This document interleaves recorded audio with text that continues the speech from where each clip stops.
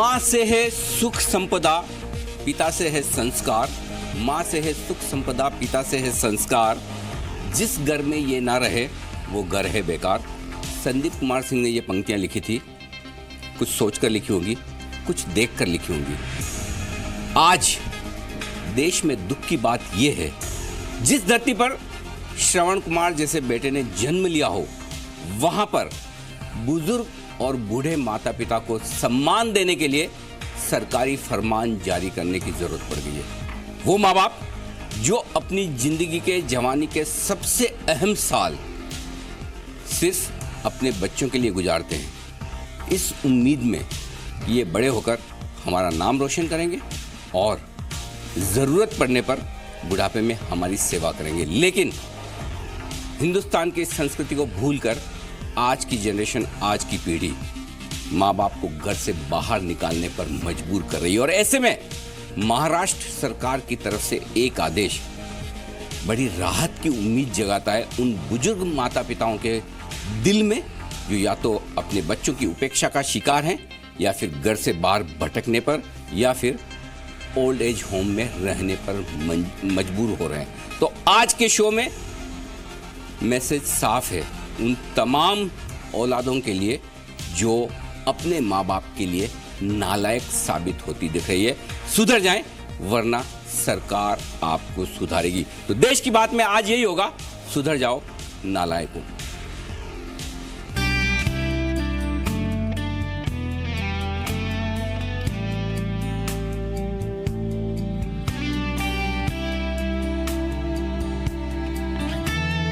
जब भी कोई आदमी अपने बुजुर्ग माँ बाप की बेइज्जती करता है या उन्हें प्रताड़ित करता है, तो अक्सर वो ये भूल जाता है कि किसी न किसी दिन वो भी बूढ़ा होगा।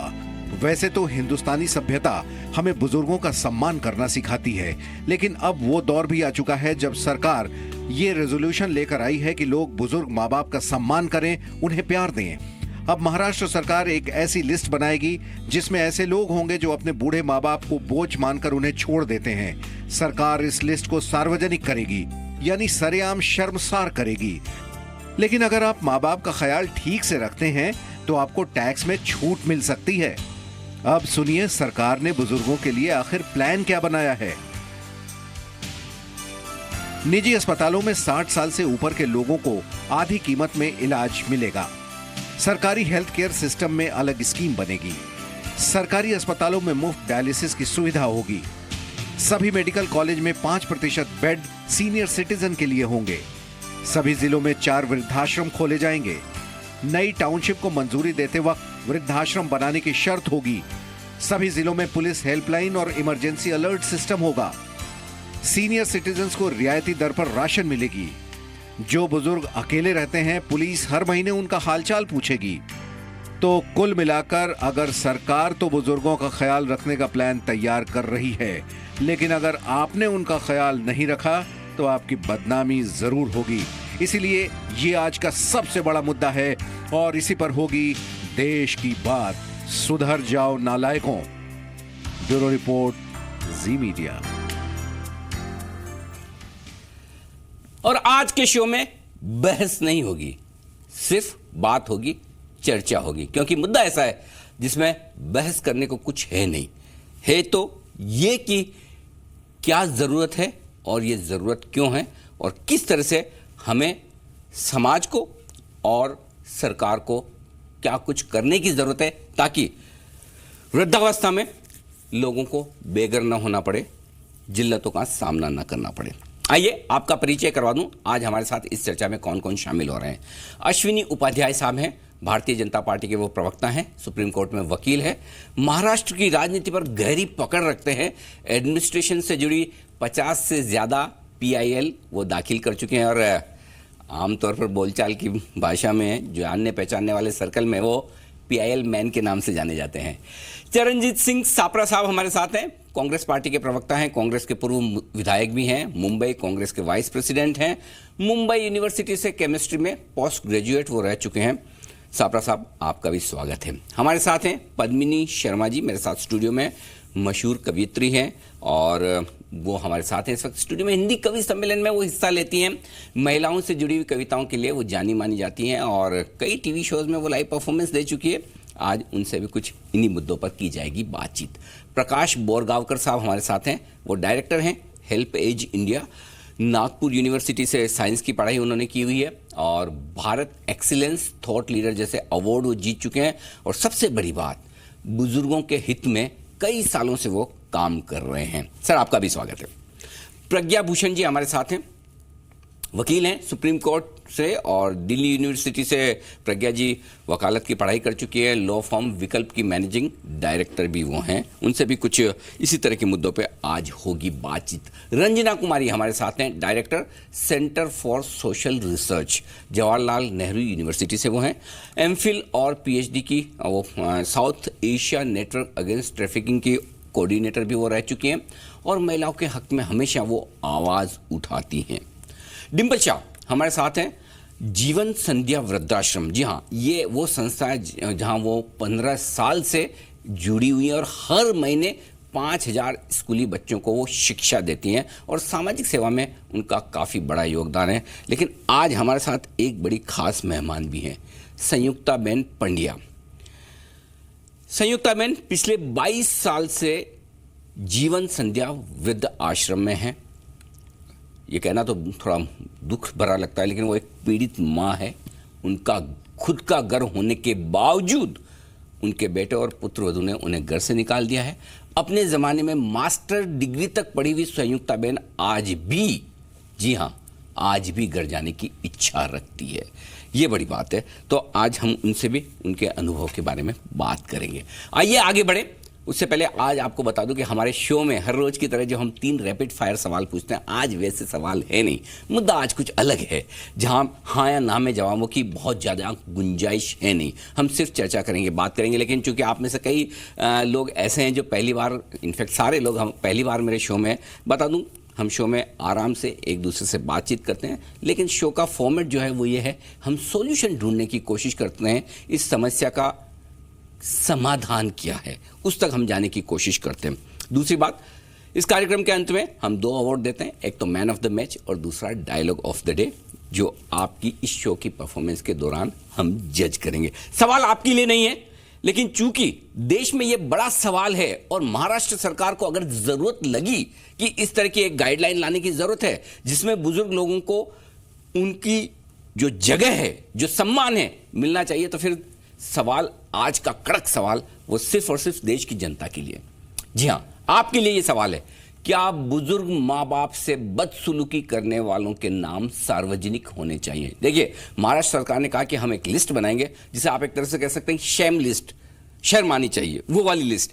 जो औलादें अपने बुजुर्ग माँ बाप की उपेक्षा करेंगी, घर से बाहर निकालेगी, उनके साथ सम्मान नहीं करेंगी, उनके नाम वो सार्वजनिक करना चाहती हैं और उन्हें किसी न किसी तरह से टैक्स लगाकर किसी न किसी तरह से दंडित करना चाहती है। और जो लोग अच्छा करेंगे उनके लिए भी टैक्स में छूट के प्रोविजन होंगे। तो दोनों तरफ से ये कानून बनाने की या फिर ये गाइडलाइन बनाने की तैयारी है। आप हमारे फेसबुक पेज पर जा सकते हैं @Zee Business Online, यहाँ पर आप जाएं, हमें मैसेज करें और इस सवाल का जवाब दें।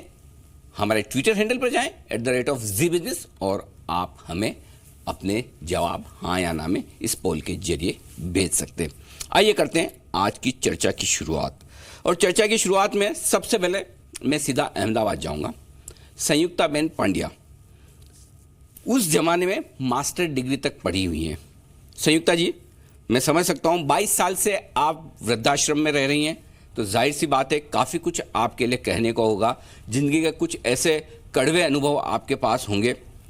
सिर्फ मैं ये जानना चाहता हूं आपसे, क्या वजह है जिसके चलते आपको लगता है कि औलादें अपने माँ बाप को बुजुर्गावस्था में अकेला छोड़ देती है? आपके साथ क्या हुआ? जो कुछ आप बताना चाहें, जो कुछ आप बता सकती, कृपया बताएं।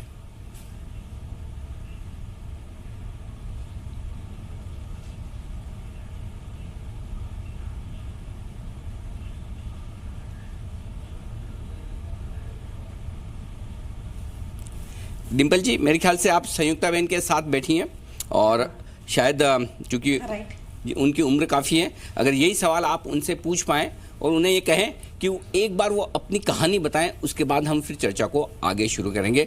उनके साथ क्या बीता, क्या उनके बच्चों ने उनके साथ गलत किया, ये हम जानना चाहते हैं। राइट सर, अभी मैं पूछ लेती हूँ जी। अभी मैं पूछ लेती हूँ संयुक्ता बा से जी। कि प्लीज़ आप अपनी स्टोरी बताइए। संयुक्ता बा, प्लीज़ आप अपनी स्टोरी बताओ। आप अपनी स्टोरी बताओ। पहले से ही बोलना है जी। आपकी लाइफस्टाइल, क्यों आप यहाँ पे आई, बोलो। मेरा नाम संयुक्ता पंड्या है। मैं 22 साल से जीवन संध्या में रहती हूँ और जब मेरा लड़का 2.5 साल था तब से मैंने पढ़ाया, उसको शादी किया और फिर मैंने उसके लिए घर बनाया। जब से मेरी बहू आई, पुत्रवधू आई है घर में, तब से वो मेरे साथ नेगेटिव व्यवहार कर रही थी। मैं तो इसके साथ माँ के जैसा व्यवहार करती थी, क्योंकि मुझे लड़की थी नहीं। तो मैंने बोली कि मुझे एक लड़की आएगी तो मुझे अच्छा रहेगा, उसके साथ मुझे कंपनी रहेगी। फिर उसने मेरे साथ आने के बाद इतना मेरे साथ व्यवहार किया कि मुझे घर में रहने का बिल्कुल अच्छा नहीं लगा। मेरे साथ बहुत इंसल्ट करने लगी, मुझे अच्छी तरह से रखती नहीं थी और मुझे उससे मेरे पैसा की ज़्यादा ज़रूरत थी। वो सारा टाइम वैसा बोलती थी, आपका घर हमको बना दो, हमको वैसा पैसा दो। तो मैंने वो पैसा नहीं दिया, इसीलिए वो मेरे साथ बहुत ख़राब व्यवहार करती। फिर भी मैंने अपना घर, मेरी जब मैं सर्विस करती थी तो इतना मेरे पास पगार भी नहीं था, तो मैंने पगार बचा के उसको शादी की। मेरा अपना घर बनाया, मेरे पैसे में घर बनाया। वो फ्लैट बेचकर उसने दूसरा मकान लिया। फिर भी मुझे मकान लेने को भी नहीं ले गई नहीं। बोलती है कि तुम पैसा ज़्यादा दो। तो जितना ज़रूरी था इतना मैंने पैसा दिया। फिर भी वो मुझे बोलती है कि आप कल बताएंगे। मैं बोली जो घर लिया वो मुझे बता तो खरी, मेरा घर कैसा है मैं देखूँ। तो बोल कल बताऊंगी, परसों बताऊंगी। फिर बोलती है कि नहीं, चाबी नहीं, ऐसे नहीं, आप चल जाओ घर में। तो ऐसा करके मुझे एकदम बस में बैठा दिया और बोलती है कि अहमदाबाद चले जाओ, फिर आएंगे। तो इसी तरह से मैंने अपना घर भी नहीं देखा। और क्या करूँ, मैं इससे रहती हूँ उतना समय। सबको क्या बोलने का है कि मुझे क्या दुख है, मैं बताती नहीं, मगर दिल में बहुत खा जाती हूँ। मेरे अंदर में बहुत तकलीफ होती है कि एक ऐसा वो है। लड़का तो मेरा अच्छा है, वो भी इसके साथ भी अच्छी तरह से वो नहीं रहती है। वो बोलती है कि हमको आपके साथ शादी करने की नीयत है। डिम्पल जी जरा, डिम्पल जी जरा पूछिए संयुक्ता बहन को पूछिए कि फिर अगर उनका लड़का अच्छा है, ठीक है, बहू अच्छी नहीं थी, तो लड़के ने उन्हें घर से बाहर निकाला क्यों? अच्छा, अनिल जी पूछ रहे हैं कि अगर लड़का अच्छा है, बहू अच्छी नहीं है, तो फिर लड़का को आपको सपोर्ट करना चाहिए। क्यों आपको घर से बाहर निकाला? नहीं, लड़का ने बाहर से नहीं निकला। मैंने ऐसा, मेरा सिचुएशन ऐसा लगा, मैं झूठ खोटा बना के निकल के घर से निकल गई। लड़का तो नहीं बोलता था माँ तुम चली जाओ। मैंने ऐसा लगा कि घर में रहने का मेरे लिए अच्छा नहीं है, तो मैं खोटा बहाना दे के मेरे भाई के घर अहमदाबाद में आ गई। फिर मैंने भाई को बोला कि भाई मुझे घर नहीं जाना है, फिर मुझे ऐसी तकलीफ है। तो पीछे ये वृद्धाश्रम हमारे घर के पास में था, तो बोलता है कि तुम यहाँ चले जाओ, घर में नहीं जाना। इसीलिए मैं आई। पीछे वाले लड़का को मालूम हुआ कि मैं वृद्धाश्रम में आई हूँ। यानी कि दिक्कत ये है कि सपोर्ट करता है। यानी कि दिक्कत ये है कि इस हद तक मजबूर किया गया कि संयुक्ता बहन को घर छोड़ना पड़े, चाहे भले कहा ना गया हो, लेकिन इस हद तक मजबूर किया गया कि घर छोड़ना पड़े। मैं आपके पास आना चाहता हूँ प्रकाश बोरगांवकर साहब। हेल्पेज इंडिया आप चलाते हैं, कई बुजुर्ग लोगों की आप मदद करते हैं। क्या वजह है, आपके पास हर रोज कई केसेस ऐसे आते होंगे जहाँ बुजुर्गों को उन्हीं के बच्चे आपके पास छोड़कर जाते होंगे। सबसे बड़ी वजह क्या है इस समस्या की? क्यों ज़्यादा से ज़्यादा बुजुर्ग लोगों को घर से निकाला जाता है?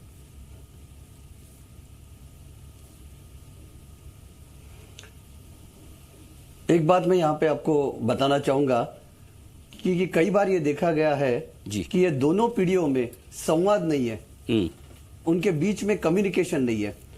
अभी हेल्पेज इंडिया में हमारी जो हेल्पलाइन है, उस हेल्पलाइन में भी हमें बहुत सारे कॉल आते हैं। उसमें मैक्सिमम कॉल ऐसे आते हैं कि जहां बुजुर्ग लोग जो अकेले रहते हैं वो हमें कॉल करते हैं, हमारे काउंसिलर से काफ़ी देर तक बात करते हैं, और आधा घंटा बात होने के बाद जो हमारे काउंसिलर उनसे पूछते हैं कि अच्छा दादाजी अब बताइए आपका प्रॉब्लम क्या है, तो वो कहते हैं कि बेटा प्रॉब्लम कुछ नहीं है, लेकिन तुमसे बात करके मुझे बहुत अच्छा लगा, क्योंकि मुझसे बात करने वाले कोई नहीं है। अब मुझे बताओ मैं फिर कब कॉल करूं? उसके बाद जो बाकी कॉल्स आते हैं तो उसमें मैक्सिमम कॉल ऐसे होते हैं कि जहां माता पिता ये कहते हैं कि उनके बेटे या बहू उन्हें परेशान कर रहे हैं। और परेशानी की वजह क्या है, तो ये प्रॉपर्टी रिलेटेड इश्यूज काफी आते हैं। ओके। और जब ऐसे कॉल हमारे पास आते हैं, हम बुजुर्ग लोगों की बातें सुनते हैं और उसके बाद हम उनके बच्चों को कॉल करते हैं, हम उनसे भी बात करते हैं, उनको पूछते हैं कि ऐसा क्यों हो रहा है। और आज मैं मेरा पर्सनल अनुभव आपको शेयर करना चाहता हूं कि 10 में से 4 से 5 केसेस हमारी ऐसी है कि जहां ये काउंसलिंग के माध्यम से दूर हो जाती है। अच्छा।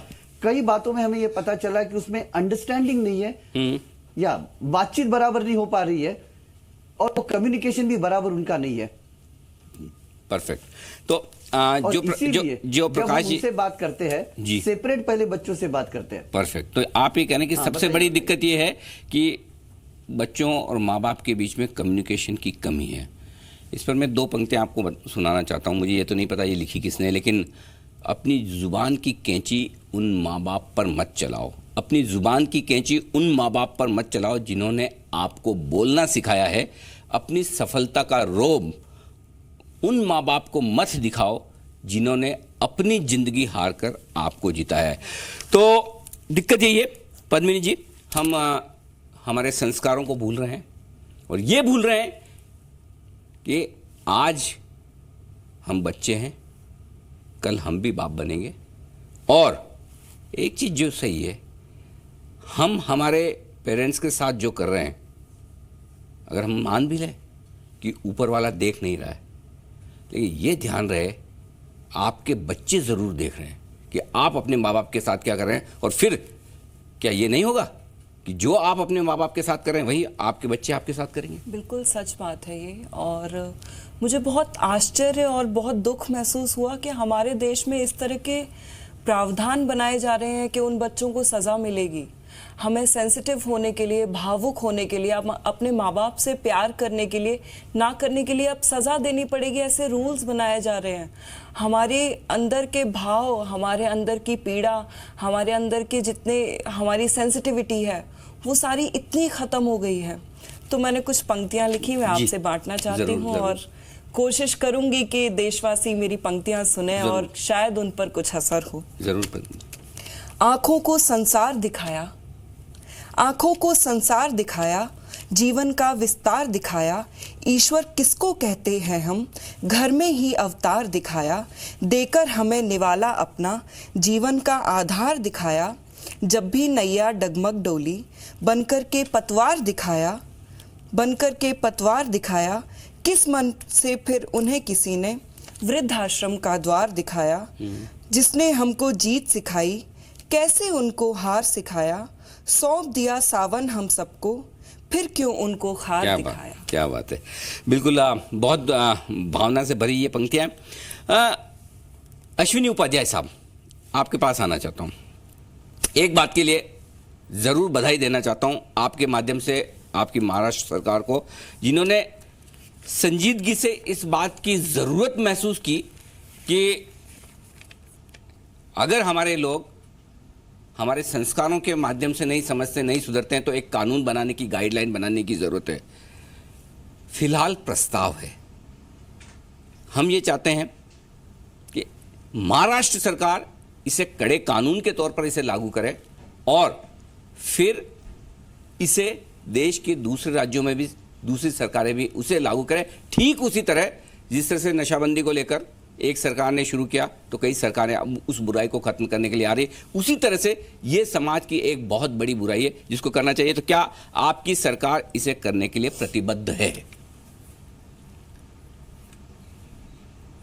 देखिए, पहली बात तो मैं आपको बधाई दूंगा कि वास्तव में आपने इस विषय को आज डिबेट के लिए चुना है, बातचीत के लिए चुना है।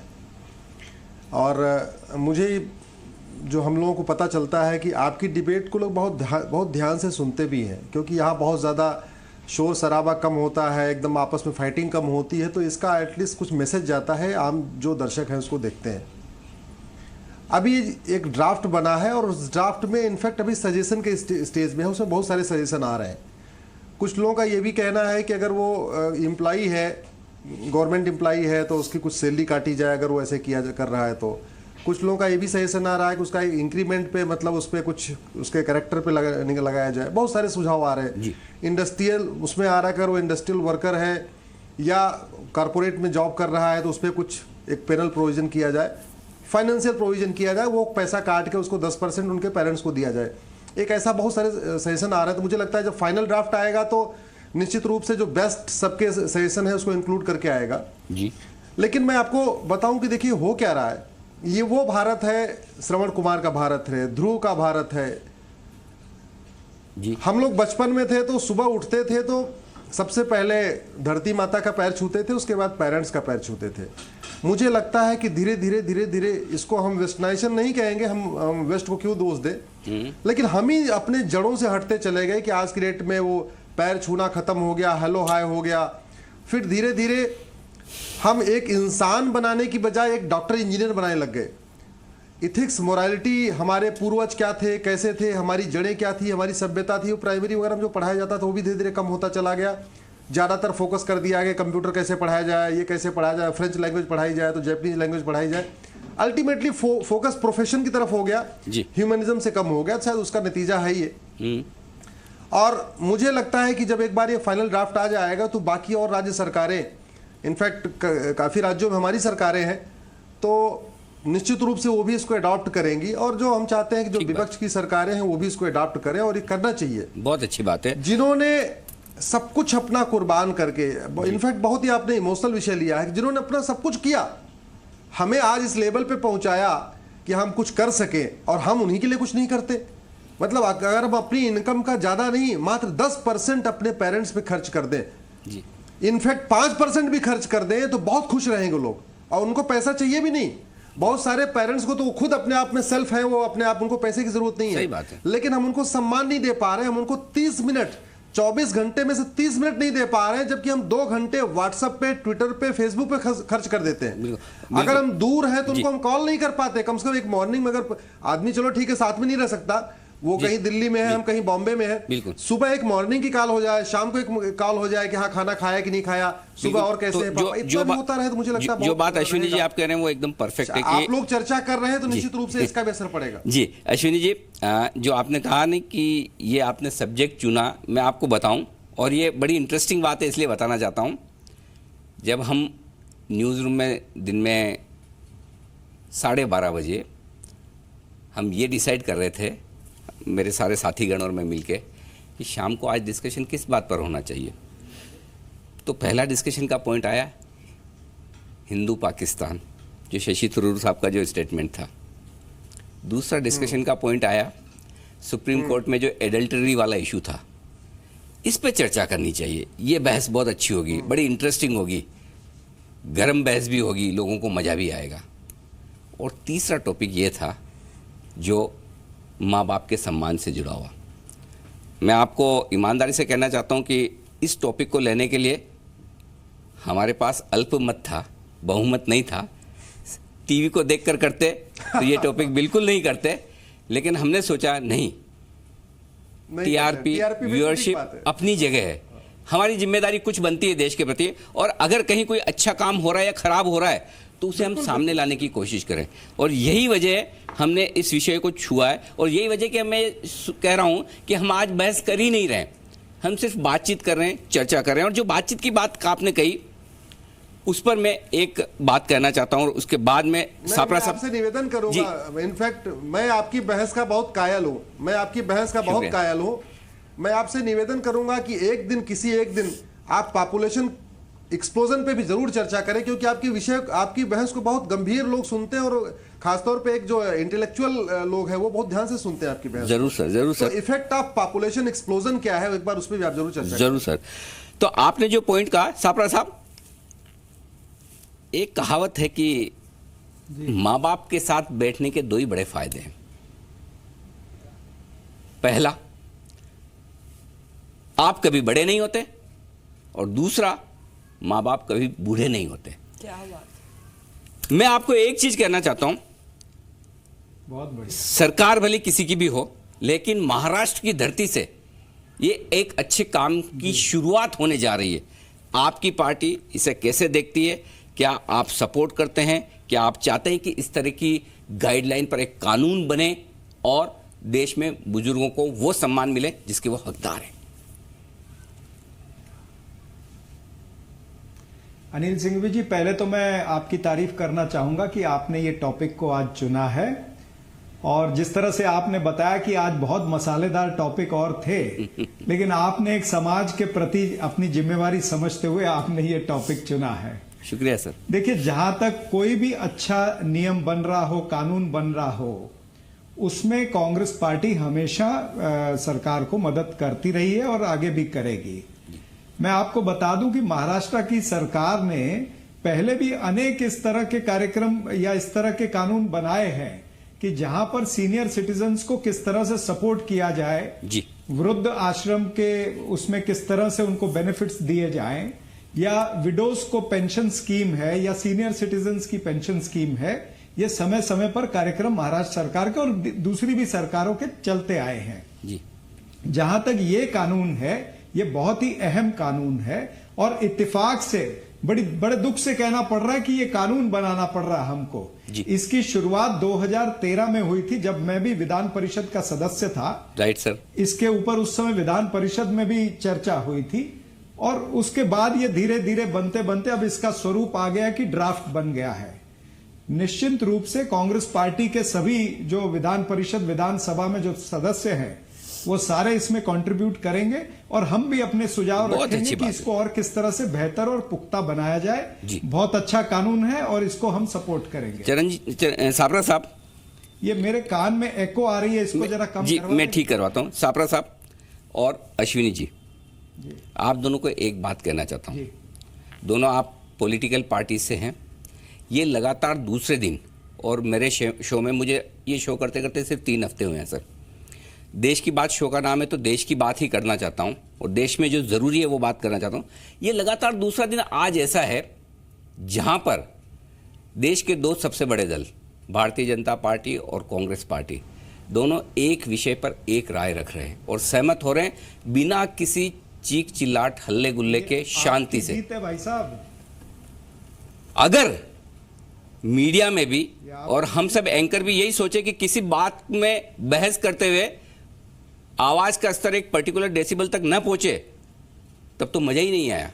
तो फिर हम भी कहीं हमारी जिम्मेदारी से भाग रहे हैं। और अगर हम न लड़वाना चाहें और अगर आप न लड़ना चाहें तो एक मुद्दे पर 2 बड़ी विपक्षी पार्टियां भी एक साथ हो सकती है। कल भी ऐसा ही एक मुद्दा था सैनिकों से जुड़ा हुआ, जो आर्मी चीफ साहब का बयान आया था कि भाई जो सैनिक हैं निचले स्तरों पर, उनसे नौकरों की तरह व्यवहार न कराया जाए। और उस पर भी मैं दाद देना चाहता हूँ। राशिद अलवी साहब भी थे और हमारे साथ राजीव जेटली साहब थे। दोनों ने एक मत होकर एक साथ एक राय रखी। तो ऐसा नहीं है कि सारे राजनेता, सारी राजनीतिक पार्टियां खराब है। मुद्दा सही हो और सही तरीके से बात की जाए तो आप एक मत होकर देश के लिए भी कर सकते हैं। रंजना कुमारी जी के पास जाना चाहता हूं। वो डायरेक्टर हैं centre for social research, Jawaharlal Nehru university से एमफिल और पीएचडी कर चुकी है। और सबसे बड़ी बात यह कि महिलाओं के हक की आवाज़ वो हमेशा उठाती है। रंजना जी, मैं जानना ये चाहता हूं, क्या कोई वाकई में ऐसा कानून बनाने की ज़रूरत है देश में जिससे कि नालायक औलादों को, अच्छा इसमें भी मैं एक और बात बता दूं, जब हम टॉपिक फाइनल कर रहे थे तो हमने सोचा कि इसका नाम क्या रखें, सुधर जाओ बच्चों, कुछ इस तरह का। फिर फाइनली हमने कहा नहीं, टॉपिक का नाम तो ऐसा होना चाहिए जो दिल को कहीं न कहीं ठेस पहुंचाए। तब हमने नालायक शब्द का इस्तेमाल किया। है तो संसदीय शब्द, असंसदीय तो है नहीं, लेकिन ये वो बच्चे हैं जो वाकई में नालायक हैं, जो अपने माँ बाप की सेवा या सम्मान करना नहीं जानते हैं। अब नहीं जानते हैं, उन्हें समझाने से शायद बात न बने। रंजना जी, ये बताएं, क्या किसी तरह का कोई कानून बनाने की जरूरत है? देखिए, अभी तक जो चर्चा हुई उसमें इमोशनल मुद्दों पे काफ़ी कुछ हम लोगों ने गहराई से सब लोगों ने अपनी बातें कही कि कितना दुख है और कितनी परेशानी का कारण है कि माँ बाप का आदर सम्मान बच्चे नहीं कर रहे हैं। लेकिन थोड़ा सा हम लोग को देश की वास्तविकता की तरफ भी ध्यान देना पड़ेगा, क्योंकि इस समय बदला है, आर्थिकी बदली है। अगर हमने ये आर्थिकी चुनी है जो बाजारी व्यवस्था है, तो निश्चित तौर पर लोगों को फिर घरों को छोड़ करके दूर दूर जाना पड़ता है काम करने के लिए, और बहुत सारे लोग विदेशों में हैं, बहुत सारे लोग दूसरे शहरों में हैं, माँ बाप पीछे अकेले छूट जाते हैं। और जहाँ तक गरीब वर्ग का सवाल है तो वहाँ पर भी वो नौकरी चाकरी के लिए तो शहरों में ही आते हैं, मजदूरी करने के लिए तो माँ बाप गाँव में ही छूट जाते हैं। तो ये दोनों ही तरह की जो परिस्थितियाँ पैदा हुई हैं आज के संदर्भ में, उसको भी ध्यान में रखने की ज़रूरत है। और दूसरी बात यह है कि सिर्फ कानून बना के आप परिवार के लोगों पर जो जिम्मेदारी डालना चाहते हैं, बच्चों पे डालना चाहते हैं, तो सामाजिक व्यवस्था में ये जिम्मेदारी ज़्यादातर लड़कों पर पड़ती है। और माँ बाप लड़कियां जो नहीं पैदा कर रहे हैं वो ये नहीं सोचते हैं कि लड़कियां भी इस जिम्मेदारी को निभा सकती हैं, बखूबी निभा रही हैं और ज़्यादा अच्छा निभाती हैं लड़कों से। तो वो भी एक मानसिकता समाज में रही है जिसकी वजह से ये समस्या और ज़्यादा गहन हुई है।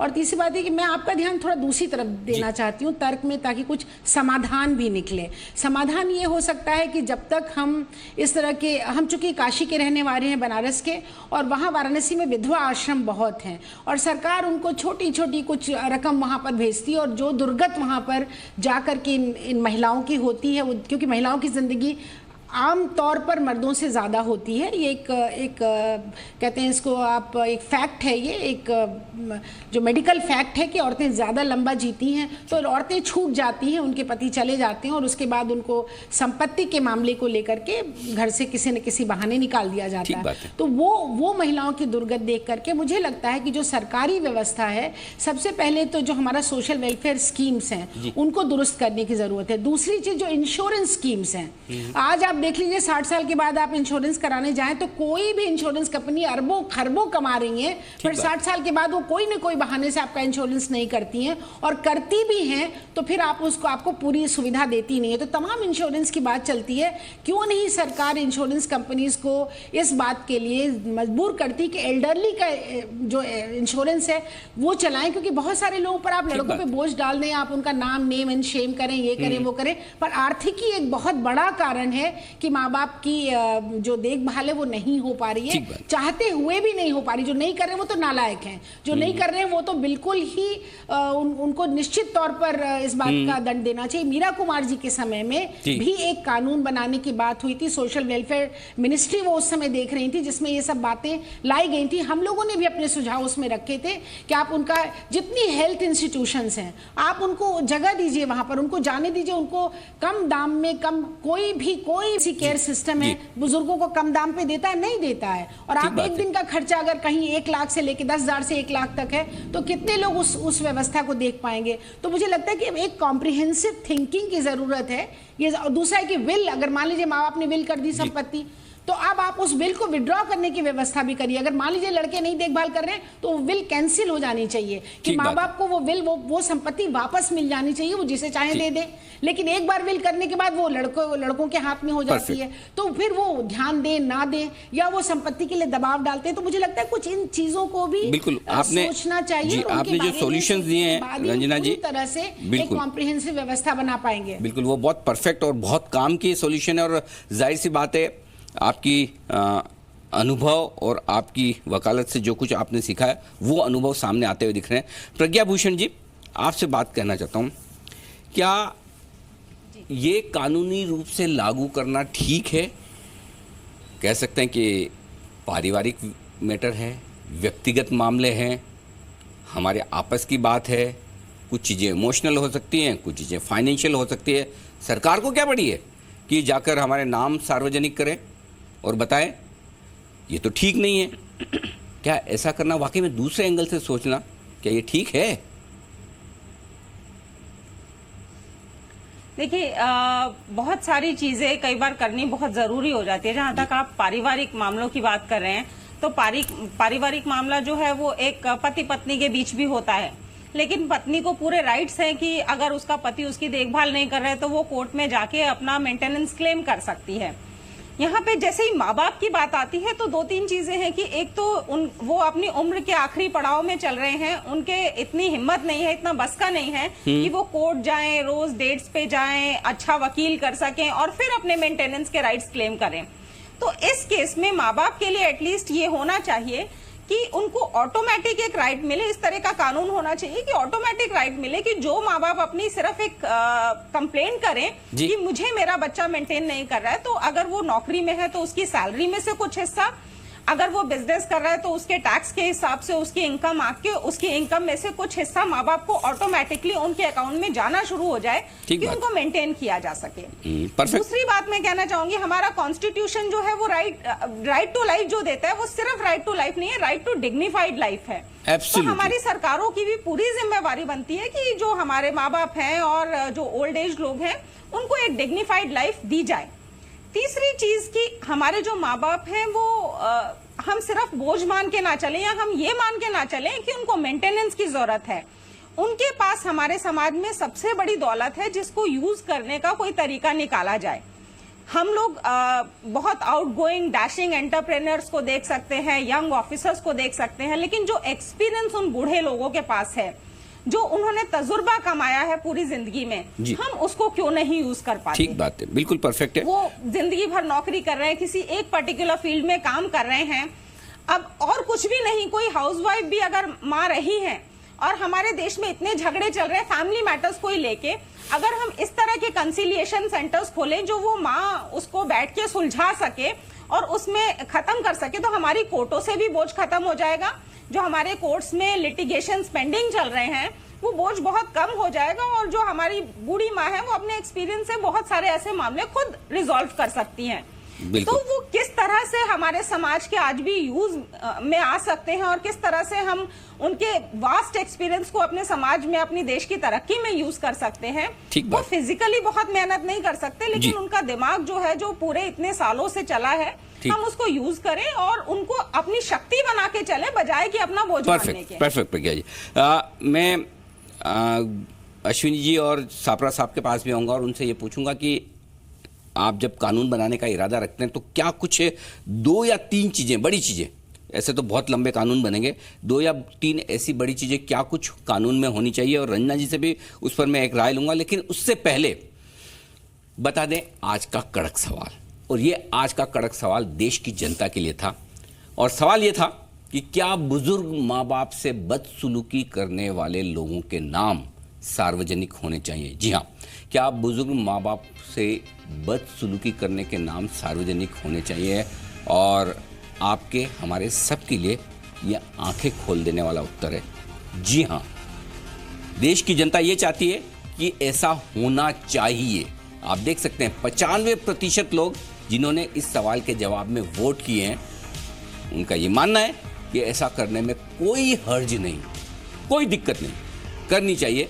जो माँ बाप के साथ सम्मान की ज़िंदगी, जो अपने माँ बाप को सम्मान की ज़िंदगी न दे सकें जब वो थोड़े बुजुर्ग हो जाएं, उम्र दराज हो जाएं। और ऐसे में सीधी सी बात है कि 2 पंक्तियों के साथ फिर मैं पद्मी जी एक बार आपसे राय लूँगा। वो कहते हैं कि मांगने पर जहाँ मन्नत पूरी होती है, मांगने पर जहाँ मन्नत पूरी होती है, माँ बाप के पैरों में ही वो जन्नत होती है। कहने सुनने में बहुत अच्छा लगता है, लेकिन जब ये एक इमोशनल पहलू है, जब वाकई में करने की बारी आए तो बड़ा मुश्किल होता है। और मैं आपको दूर नहीं, मैं अपनी घर की कहानी बता दूं कि न्यूक्लियर फैमिली में रहने के अपने नुकसान हैं, और हम ये कोशिश करते हैं कि हमारे बच्चे रोज़ सुबह उठकर हमारे पैर छुएं। बड़ी मुश्किल से उन्हें फोर्स करना पड़ता है, बेटे चलो सबके पैर छुओ, है कौन, पेरेंट्स ही 2 ही हैं। और मैंने ये चीज़ एक्सपीरियंस की जब हम एक बार बड़े से पूरे संयुक्त परिवार में इकट्ठा हुए, 30-40 लोग, और वहाँ 2 लोगों के पैर नहीं छूने, आपको 25 से 30 लोगों के पैर छूने। लेकिन जब वो अपने पेरेंट्स को देखते हैं कि हम भी हमारे अंकल के, पिताजी के, माताजी के पैर छू रहे हैं सुबह उठते, तो उनको कहने की ज़रूरत नहीं है, वो अपने आप 40 लोगों को पैर छू। तो क्या कहीं न कहीं हिंदुस्तान की ये हालत हो रही है, इसके लिए पुरानी जनरेशन, हमारी जनरेशन जिम्मेदार है, और उसकी वजह से हमारे बच्चे नहीं सीख पा रहे हैं? देखिए, अभी पिछले कुछ समय से लगातार स्क्रीन पर माँ को दिखाया जा रहा था और मैं लगातार बहुत भावुक हो रही थी वो देखकर। मुझे इसमें ये बहुत सारी बातें की गई कि आर्थिक रूप से अगर माँ बाप लाभ दें या फिर वो खुद कमाते हों तो उनके साथ ऐसा होना चाहिए, इस तरह की बातें की गई। मैं फीलिंग्स की और इमोशंस की कवित्री हूँ, तो मैंने अपनी माँ पर 4 पंक्तियाँ लिखी थी। आप सब लोग अपनी माँ को याद कर सकते हैं और वो 4 पंक्तियों को महसूस कर सकते हैं। मैं पढ़ती हूँ जी। मुझे लगता है कि उन्हें कुछ भी करने की जरूरत नहीं है, वो हमें इस दुनिया में ले आए, यही काफी है कि हम जीवन भर उनका ख्याल रखें जी। खुद तपी मुझको मगर आंचल की छाया में रखा, खुद तपी मुझको मगर आंचल की छाया में रखा, सब अभावों को छिपा भावों की माया में रखा। माँ तेरे संघर्ष मेरी अर्चना के पात्र है, माँ तेरे संघर्ष मेरी अर्चना के पात्र है, धन्य तू 9 मास मुझको अपनी काया में रखा। क्या बात। धन्य तू 9 मास मुझको अपनी काया में रखा। दिक्कत यह है पद्मिनी जी कि जब वक्त आता है तब ये भूल जाते हैं और इसलिए कानून बनाने की जरूरत पड़ती है। इमोशनल से हटकर थोड़े वास्तविक पहलुओं की तरफ भी बढ़ना ज़रूरी है। सापरा साहब, कोई 1-2 सजेशन जो आप चाहते हैं इस तरह की गाइडलाइंस बनाएं, कानून बनाएं तो उसमें लागू हों, जिससे सीनियर सिटीजन्स को बची हुई ज़िंदगी आसानी से गुजारने में मदद मिल सके। देखिए, मैं ये कहना चाहूंगा कि सीनियर सिटीजन्स के लिए सरकारों ने बहुत सी स्कीम्स बनाई हुई हैं, लेकिन कहीं ना कहीं वो कम है। ऐसे मैं खुद आज आपके सामने कहना चाहूंगा कि जैसे जो विडोज पेंशन है वो आज के हिसाब से देखा जाए, आज के दौर के हिसाब से देखा जाए तो बहुत कम है। तो सरकारों को ये भी निश्चित करना पड़ेगा कि जो उनको एस्केलेशन देना है विडोज पेंशन में, सीनियर सिटीजन्स की पेंशन में, वो भी देना चाहिए। एक डिग्निफाइड लाइफ किस तरह से बुजुर्गों की होनी चाहिए। अगर उनके बच्चे, समझो किसी का बच्चा गुजर जाता है, माँ बाप अकेले रह जाते हैं या माँ अकेली रह जाती है या पिताजी इस दुनिया में अकेले रह जाते हैं, तो ओल्ड एज होम में किस तरह के प्रावधान रहने चाहिए, किस तरह की सुविधाएं रहनी चाहिए ताकि वो एक डिग्निफाइड लाइफ जी सकें। ये तमाम सारी चीजों पे सरकारों ने बहुत कुछ किया है, लेकिन जैसे जैसे ये दौर आगे बढ़ता जा रहा है उसकी एनहांसमेंट की जरूरत है। समय से सरकारें एनहांसमेंट करती हैं लेकिन वो थोड़ी कम नजर आती हैं मुझे, इसलिए मैं ये कहना चाहूंगा कि ये एनहांसमेंट थोड़ी सी ज्यादा होनी चाहिए और उसमें हमारी पार्टी भी पूरी मदद करेगी। अगर ये प्रस्ताव सारे आते हैं अधिवेशन में तो उसमें हमारे जो एमएलए एमएलसी हैं वो सारे इसमें मदद करेंगे। हम भी यही चाहते हैं कि भारत की जो संस्कृति है अपने माता पिता से ही वो शुरुआत होती है, तो माता पिता की सेवा अंत तक, आखिरी श्वास तक बच्चे ने करनी चाहिए। अगर कहीं किसी कारण से बच्चे नहीं हैं या कोई दुर्भाग्यपूर्ण बात है कि बच्चे नहीं ध्यान रख रहे हैं तो फिर सरकार ने उसका ध्यान उसी तरह से रखना चाहिए। और बच्चों को, अगर बच्चे हैं और होते हुए माँ बाप का ध्यान नहीं रख रहे हैं तो निश्चित रूप से उनके ऊपर कोई डर रहना चाहिए, कोई डंडा रहना चाहिए, कोई पेनल्टी रहनी चाहिए या उनकी सैलरी से कुछ कटना चाहिए। इस तरह के प्रावधान भी किए जाएंगे तो थोड़ा बच्चे, जो नालायक बच्चे हैं, जो आपने शीर्षक दिया है नालायक, तो जो नालायक बच्चे हैं उनके ऊपर भी डंडे का थोड़ा सा डर रहना चाहिए। परफेक्ट। अश्विनी जी, आपसे भी सवाल तो वही है, क्या कुछ करने की जरूरत है सरकार की तरफ से जिससे कि कानून सिर्फ कानून ना बने, लागू भी हो पाए? मैं इनफैक्ट इसकी थोड़ी आपको बैकग्राउंड बताऊं। कभी एक रिसेंट हाई कोर्ट ने जजमेंट दिया है, यहाँ दिल्ली हाई कोर्ट ने, कोई कानून नहीं है दिल्ली में, फिर भी हाई कोर्ट ने अपने पावर्स का यूज करते हुए 10% सैलरी माँ बाप को देने का ऑर्डर कर दिया। वो गवर्नमेंट एम्प्लॉय थे यहाँ दिल्ली में और वो अपने माँ बाप को कुछ नहीं दे रहे थे, घर से निकाल दिया था उनको। तो एक तो जो सेम लिस्ट उसका नाम रखा जाएगा, हो सकता है जब तक फाइनल आए, हो सकता है कुछ और भी नाम आ जाए जी, हो सकता है नालायक लिस्ट उसका नाम हो जाए जैसे आपने रखा हुआ है। ठीक बात है। ये एक बड़ा अपने आप में डेटरेंट का काम करता है, ये अपने आप में बहुत ही डेटरेंट का काम करता है कि अगर आपके गूगल पे डाल कहीं पड़ जाए या किसी ऑफिस के वेबसाइट पे पड़ा जाए कि ये फला नालायक बच्चे हैं जो अपने माँ बाप का ध्यान नहीं रख रहे जी, या और कुछ नहीं तो उनके अगर ऑर्गेनाइजेशन में वो जिस डिपार्टमेंट में काम कर रहे हैं अगर वहीं की लिस्ट में उनका नाम आ जाए नालायक बच्चे, तो मुझे लगता है अपने आप में बहुत डेटरेंट का काम करता है।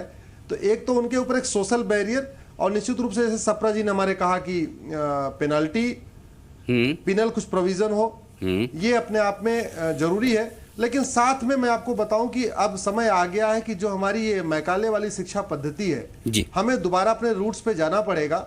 जो एलिमेंट्री एजुकेशन है, जो प्राइमरी एजुकेशन है, उसको हमें अब ह्यूमैनिटी बेस्ड बनाना पड़ेगा। बहुत ही बढ़िया सुझाव। हमारी जो सनातन सभ्यता है, जो हमारी परंपरा है, हमें उस पे कहीं न कहीं जाना पड़ेगा। बिना एजुकेशन रिफॉर्म किए आप डंडा उंडा कुछ चला लीजिए, वो बड़ा मुश्किल थोड़ा हो जाता है। डंडा ठीक है, होना चाहिए, ये नालायक लिस्ट भी है, लेकिन एजुकेशन रिफॉर्म की जरूरत है और उस पे हमारी सरकार भी काम कर रही है। इनफैक्ट अभी जो न्यू पॉलिसी आ रही है उसमें यही कोशिश की जा रही है कि प्राइमरी का बच्चा वो डॉक्टर इंजीनियर बनने के बजाय पहले वो एक अच्छा बच्चा बने। डॉक्टर इंजीनियर तो 8वीं में 9वीं में 10वीं में आके अपने आप बनेगा अपना। ठीक बात है। और कुछ सजेशंस रंजना जी ने भी दिए, कानून के लिहाज से क्या जरूरी है। मैं रंजना जी के पास हूँ, उससे पहले डिम्पल शाह जी हमारे साथ है अहमदाबाद से, मैं उनसे बात नहीं कर पाया। डिम्पल बेन, सवाल आपसे मेरा ये, आप तो चूंकि इतने लोगों को हमेशा आप इनकी सेवा कर रही हैं, अपने आश्रम में उन्हें देख रही हैं कि किस तरह से वो वक्त बिता रहे हैं। जिन बच्चों के माँ बाप आपके आश्रम में रह रहे हैं, उन्हें एक या दो सबक, एक या दो राय या सलाह, भले उन्हें ज़रूरत तो है नहीं आपकी हमारी सलाह की, लेकिन फिर भी हमारा फ़र्ज़ है कि उन्हें बताएं उन्हें क्या करना चाहिए, ये बताएं आप। बहुत ईजी है अनिल जी। आज की पीढ़ी है, आज के यंगस्टर जी, आज के यंगस्टर हैं जो लोग स्वतंत्र है, एजुकेटेड है, अपना विचारधारा रखते हैं और बिजी भी है। ऐसा नहीं होता है। पहले के ज़माने में क्या था कि सब लोग फ्री थे तो ज़्यादा घर में रहते थे, साथ में घुल मिल के रहते थे। लेकिन अभी क्या हो गया, हस्बैंड भी जॉब पे चला जाता है, वाइफ भी चली जाती है और बच्चे लोग भी चले जाते हैं। सो क्या हो गया, कम्युनिकेशन का गैप हो गया। दूसरा क्या हुआ, एजुकेशन इतना हाई हो रहा है कि अभी वो भूल गए कि फैमिली की वैल्यूज़ क्या है। ऐसा होता है, स्मार्ट हो गए सब लोग, लेकिन सहजता, निर्दोषता वो सब चली गई हुई है।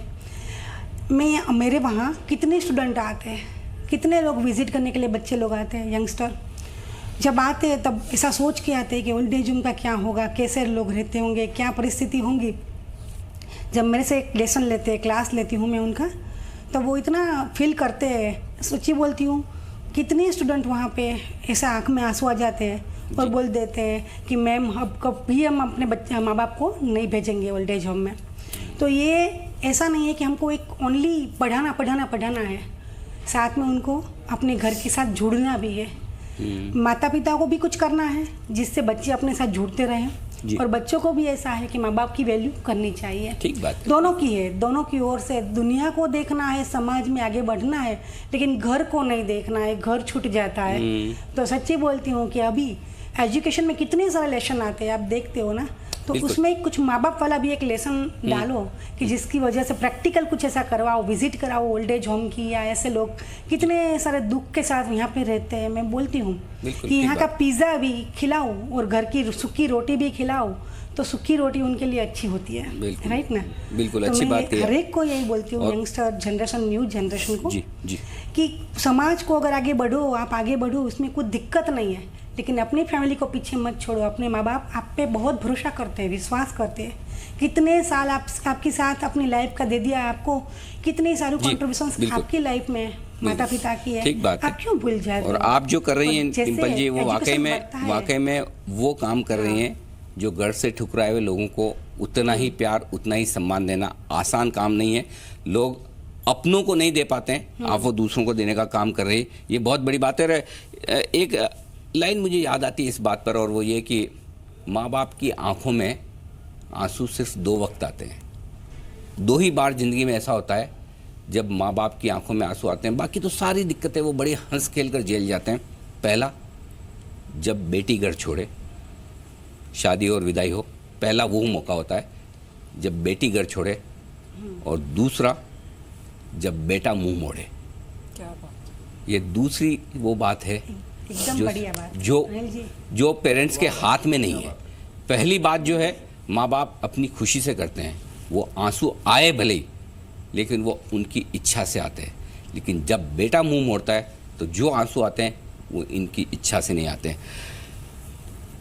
प्रकाश जी, आप भी इस काम को सालों से कर रहे हैं, बखूबी कर रहे हैं, और जो काम कानून नहीं कर पाया है, जो काम हमारे सोशल सिक्योरिटी सिस्टम ने नहीं कर पाया है, कहीं न कहीं तो बुजुर्गों के लिए ज़रूरत है कि उन्हें एक सहारा मिले। ये बताएं आप, ऐसे बुजुर्ग जो वाकई में प्रताड़ित हैं अपने बच्चों की वजह से, उन्हें क्या कुछ करना चाहिए और किस तरह से, अगर चलिए ये हो ही गया कि अब उनके साथ नहीं रह सकते या निकलना है, तो अपनी जिंदगी को किस तरह से अच्छे से जिएं, इसके तरीके क्या है वो आप बताएं। एक तो मैं आपको सबसे पहले एक बात बताना चाहूंगा कि बहुत सारे बुजुर्ग ऐसे हैं जो प्रताड़ित होते हैं अपने बच्चों से। आपको शायद पता होगा कि 15 जून यह पूरे देश में world Elder abuse awareness day करके मार्क किया जाता है, और इसके तहत गए 5-6 साल से हेल्पेज इंडिया की तरफ से हम सर्वे कंडक्ट करते हैं, और हमारा सर्वे यही कहता है कि बुजुर्ग माँ बाप कहते हैं कि हाँ, हम प्रताड़ित हो रहे हैं, हमें परेशानी हो रही है, और ये जो कर रहे हैं ये कौन कर रहे हैं, ये हमारे अपना बेटा या बहू, बस यही दो नाम हमेशा सामने आ रहे हैं। गए 6 साल से ये सर्वे हम कंडक्ट कर रहे हैं जी, और इसके बारे में हम लोग जन जागृति करते हैं। क्योंकि आपको मैं बता दूं कि कब से मैं ये सब लोग की बातें सुन रहा हूं, और सब लोग कह रहे थे कि मेंटेनेंस के बारे में, लेकिन आपकी जानकारी के लिए बता दूं, एक बहुत अच्छा कानून है जिसका नाम है maintenance and welfare of parents and senior citizen act 2007। ये ऑलरेडी लागू है, और इस कायदे के तहत ये कहा गया है कि हर बच्चों ने, बेटा हो या बेटी हो, या बेटी उसकी शादी भी अगर हुई हो, तो उन्होंने माँ बाप का ख्याल रखना है, और हर महीना इन बच्चों ने मिलकर माँ बाप को तकरीबन 10,000 रुपए तक मेंटेनेंस देना है। और अगर वो ऐसा करते नहीं है तो उसमें आगे प्रावधान ये भी है कि उन्हें 3 महीने की सजा या और 15,000 रुपए का जुर्माना होता है। अब जरूरत है इस कायदे के बारे में जन जागृति निर्माण करना, क्योंकि बहुत सारे बुजुर्गों को भी इस कायदे के बारे में अच्छी तरह जानकारी नहीं है। साथ ही साथ ये कायदे की इम्प्लीमेंटेशन होना ये भी बहुत जरूरी है, क्योंकि इसमें ना कोर्ट है ना वकील, कोई नहीं है। इसमें एक ट्रिब्यूनल फॉर्म किया हुआ है, और उस ट्रिब्यूनल को ये पूरी हिदायत दी है कि पहले हियरिंग से 4 महीने के अंदर इन्होंने रिजल्ट देना चाहिए।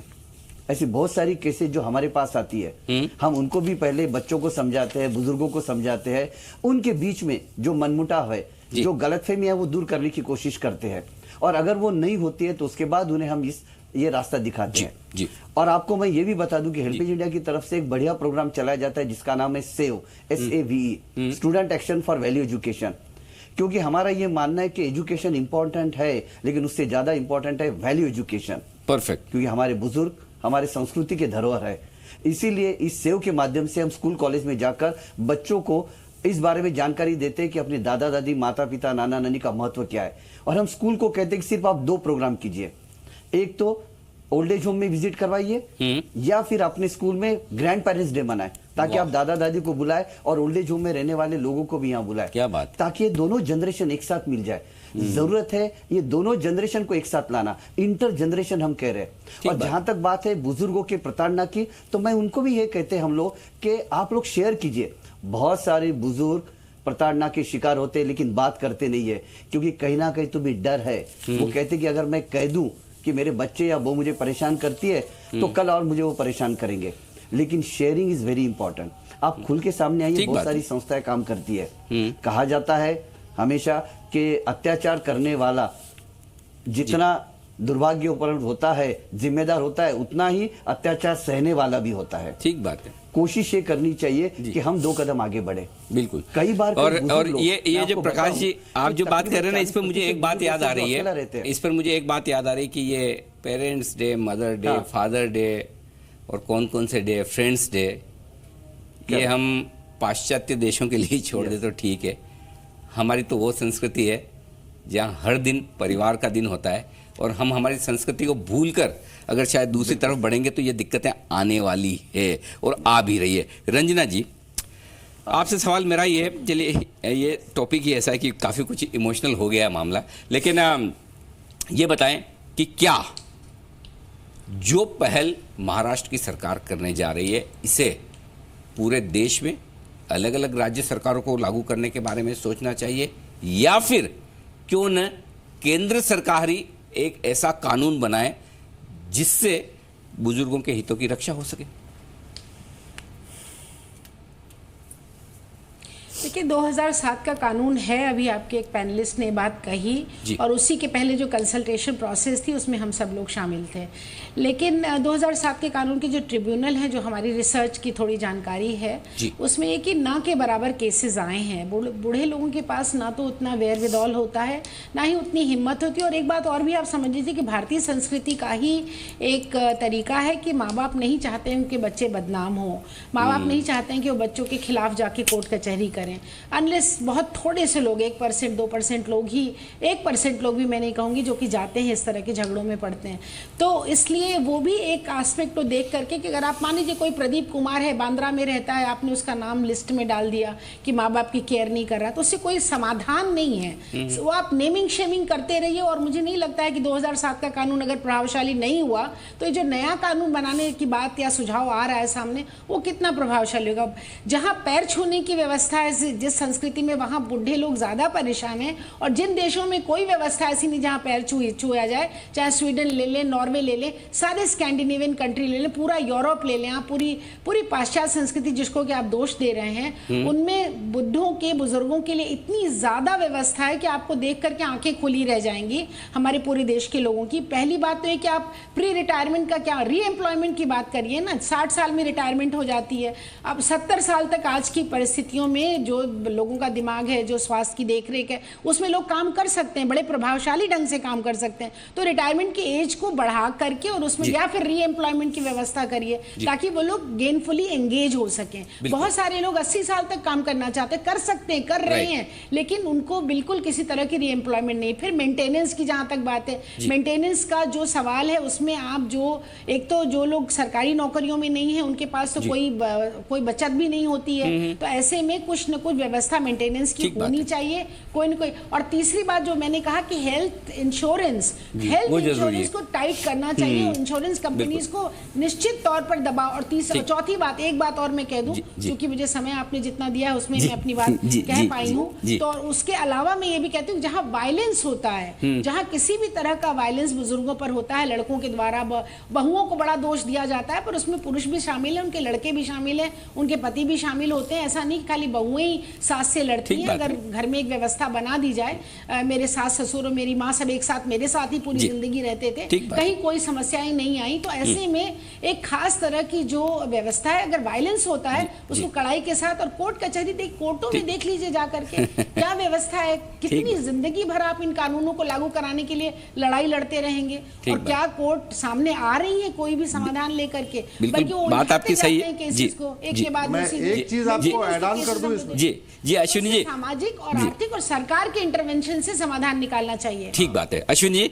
समय की कमी है, आधा मिनट में आप बात रखें सर। मैं रंजना जी की बात को आगे बढ़ा रहा हूं कि हमारी सरकार ने इसमें दो बहुत महत्वपूर्ण एक फैसला लिया है जी, कि कोई भी देश का कोई भी नागरिक ₹1 पर डे का एक बीमा है, 2 लाख रुपए का, मैं चाहता हूं कि सभी बुजुर्ग उस बीमा को ले, बिल्कुल। और एक ₹1 पर डे के हिसाब से पेंशन स्कीम है, अटल पेंशन, जो जिसमें 60 साल के बाद 5,000 रुपए मिलता है महीने का, बिल्कुल। ओके, मुझे लगता है कि वो कोई भी ले सकता है, किसान, मजदूर, अनऑर्गेनाइज कोई भी ले सकता है, उसका फायदा उठाया जाए, बिल्कुल ठीक बात। वो स्कीम सब लोग ले, वो हमारी सरकार ने इन्हीं को ध्यान में रखते हुए बनाया। जी डिंपल बहन, आपके पास आ रहा हूं। संयुक्ता जी से सिर्फ एक सवाल पूछेगा, संयुक्ता जी से, देश के बेटों को, देश की पुत्रवधुओं को वो क्या संदेश देना चाहती है, एक सेंटेंस में उनकी तरफ से क्या संदेश है देश के तमाम बच्चों को? बोलो आप उनसे सवाल पूछे, शायद वो समझी नहीं होंगी। हाँ, देश के तमाम बच्चों को क्या संदेश देना चाहती है? देश का लड़का लड़कियों को मैं ये संदेश देना चाहती हूँ कि आप जितना पढ़ो, कितना पढ़ो, और लड़की को यही समझना है कि वो हमारे 2 घर संभलने का है, तो उसको जो जब शादी करके घर में आती है तो उसका व्यवहार उसकी माँ जैसा होना चाहिए। ठीक बात। ऐसा मैं संदेशा देती हूँ। कितना भी पढ़ो पर उसको जो संस्कृत जो होते हैं वो संस्कृत क्रिया नहीं होती है। तो संस्कार जो होता है वो जो रखती है और अपना माँ बाप के जैसा माँ बाप के घर में रहती है वैसा है वो ससुर के घर में आके रहती है। वो सब परिवार उसका भी है और उसका भी है, वो ऐसा समझ के आती है तो आज देश में कोई क्रिया नहीं होती। ठीक बात है। एक लड़का अकेला होता है, उसकी माँ होती है तो वो वृद्धाश्रम नहीं आता है, पर जब ये शादी होती है तब से वो आता है। तो इसका मतलब क्या होता है, वो लड़की को समझना चाहिए कि जितने आपने पढ़ा लिखा है, समझ की कमी है। शादी करके बाद अगर समझ लें जी समझ की कमी है, और अगर समझ लें तो फिर बात ही क्या, कानून बनाने की जरूरत ही क्यों पड़े। यही तो दिक्कत है।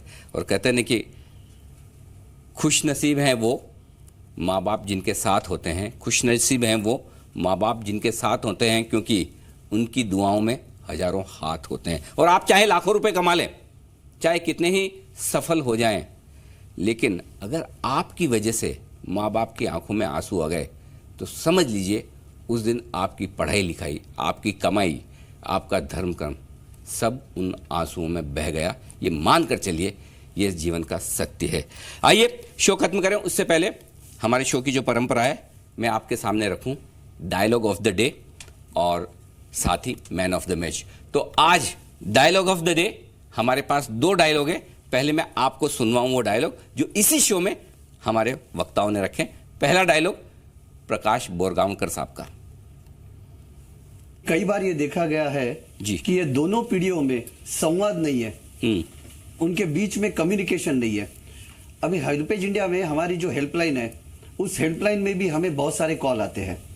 उसमें मैक्सिमम कॉल ऐसे आते हैं कि जहां बुजुर्ग लोग जो अकेले रहते हैं वो हमें कॉल करते हैं, हमारे काउंसिलर से काफी देर तक बात करते हैं, और आधा घंटा बात होने के बाद जब हमारे काउंसिलर उनसे पूछते हैं कि अच्छा दादाजी अब बताइए आपका प्रॉब्लम क्या है, तो वो कहते हैं कि बेटा प्रॉब्लम कुछ नहीं है, लेकिन तुमसे बात करके मुझे बहुत अच्छा लगा, क्योंकि मुझसे बात करने वाला ही कोई नहीं है। अब मुझे बताओ मैं फिर कब कॉल करूं।